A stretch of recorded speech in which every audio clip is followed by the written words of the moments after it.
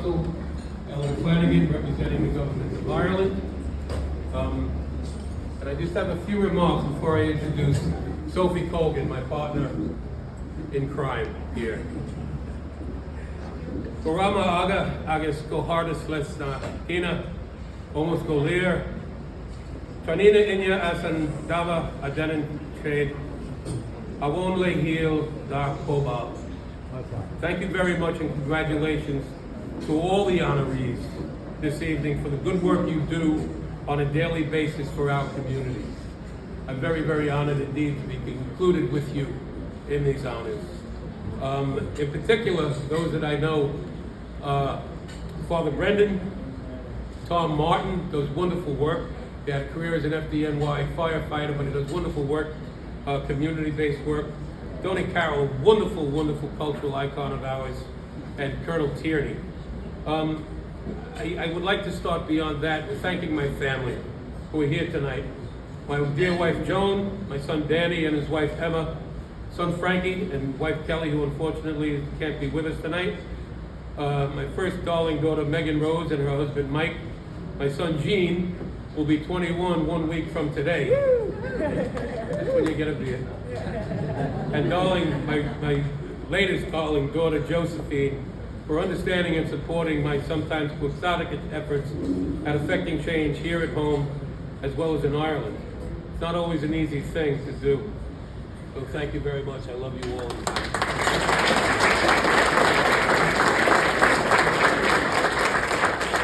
I'm also very proud to see my brothers Peter and Gerard representing our 12 siblings, as well as so many friends and colleagues.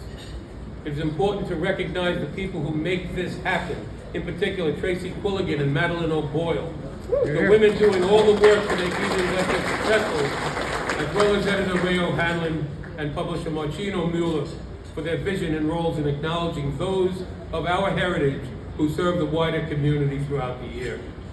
In addition, I would like to acknowledge our campaign support from the Council for American-Ireland Relations and our strong support from the labor and trade union movements, including Labor's International Union of North America, with 500,000 members, very supportive tonight with some tables and ads, and the James Connolly Irish American Labor Coalition, representing many labor leaders and locals, many of whom are here tonight, including my son Frankie, a proud member of Local 30 Operating Engineers.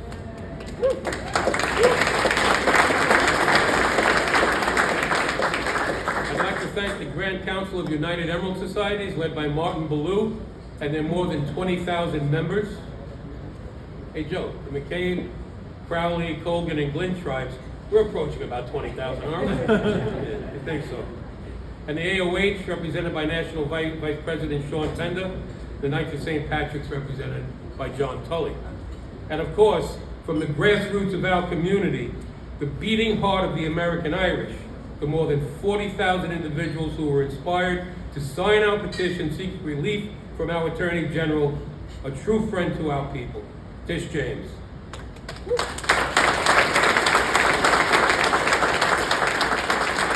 To be clear, our campaign to reform, renew, and rededicate the American Irish Historical Society did not start with the ill-conceived attempt to sell the home of the IHS, but earlier in 2019, when we brought to the AG's Charity Bureau evidence of gross mismanagement and corruption. I would like to acknowledge the diligent work of Tish James' team, particularly Karen Kunstler-Goldman, a wise and judicious woman who worked on this case from day one.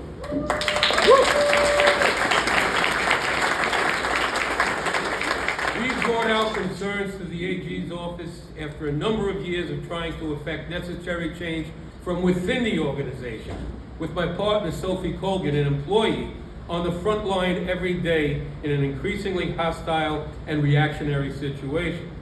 Indeed, Sophie was ultimately fired for calling out the managerial misdeeds and was even cynically reminded that her immigration status as an immigrant was dependent upon her continued employment. From the moment we brought the issue to the AG's office, they were fully engaged in an intricate legal inquiry and investigation, culminating in the ouster of the former board and the establishment of a new board. Yes. Hear, hear. hard work of the AG's team did result in the removal of the disreputable former board and now allows us the opportunity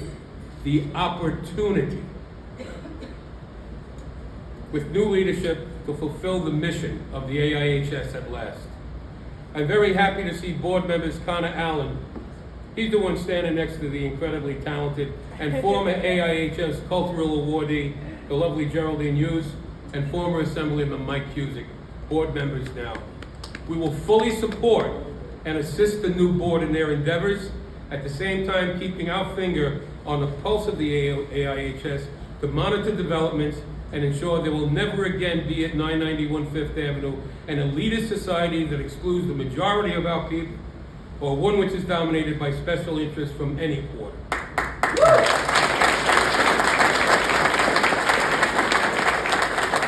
I am particularly concerned and encouraged at this point with the process by which a new executive director will be installed, and look forward to a transparent and comprehensive search to source the very best candidate for that essential position.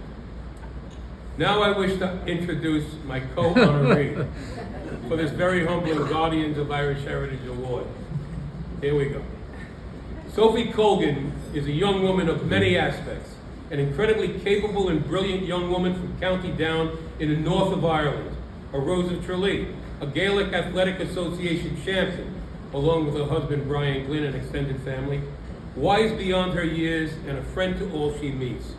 She is a woman who stands up to be counted and goes all in on a righteous cause while others sit on the sidelines waiting to see which way the wind will blow. A unifier of communities and a champion for all who require a helping hand. In the midst of our AIHS campaign, when the pandemic of 2020 broke and society was paralyzed, I asked Sophie if she would help me organize relief efforts. Sophie immediately partnered with me to establish and co-chair the METHO, an Irish term meaning neighbors helping neighbors, which inspired our community to source and provide personal protective equipment and raise funds to provide other relief to our frontline medical teams in New York City and metropolitan hospitals. I know there are some members of the METHO here tonight, my brother Gerard for one, Dr. Jim McLaughlin, Marty Cottingham, Brian Sharkey. Thank you all. But Sophie was my co-chair, and she was the driving force behind it. Sophie went all in on that effort, as always, and did incredible work in assisting me in the management of that campaign. She recruited a number of young Irish to join our efforts, raised funds, and sourced PPE from Irish construction firms and other sources. She is, in a word, a gem. Ireland's future is now, and it is becoming increasingly clear that in the relatively near future we will see a united Ireland, including Sophie's beloved County Down and the other 5 counties still under UK dominion, represented at last in a 32-county Irish Republic.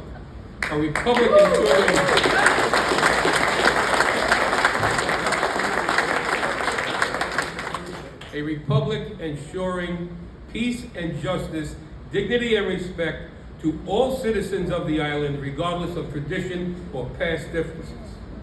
Sophie's voice and leadership will be heard and felt, as she is indeed Ireland's and America's future, a uniter, not a divider, and a person who knows that hard work is what gets the job done. Sophie is a woman who will continue to make her mark in service to others and our community, and her voice will indeed be heard. Take it from me, there's no stopping her. I give you my dear friend and staunch colleague, the true star of the County Down, Sophie Colgan.